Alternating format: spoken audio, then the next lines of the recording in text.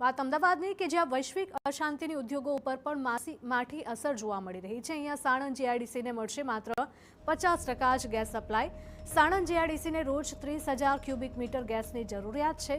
650માંથી 25 unit gas supply આધારિત production પર નિર્ભર છે, જ્યારે 25 યુનિટના 13,000 કામદારોની આજીવિકા પર અસરના એંધાણ પડશે।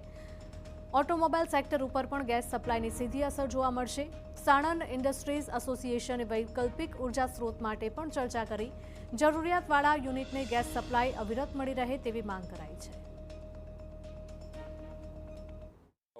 અમે પણ અમારા સજેશન્સ આપ્યા છે કે તમે 50% બધા માટે કરવા કરતાં એક પ્રાયોરિટી આપો કે જે ઇસેન્શિયલ ઇન્ડસ્ટ્રીઝ છે, જેને કારણે બીજી મોટી ઇન્ડસ્ટ્રીઓ બંધ થઈ રહી છે, એને આપણે સપ્લાય વધારે આપીએ, અને જેને એવું ઇસેન્શિયલ નથી તો એ વોલન્ટરી ઓછું કરી દે, તો એ પણ આપણને એક સપ્લાય સપોર્ટ મળી શકે।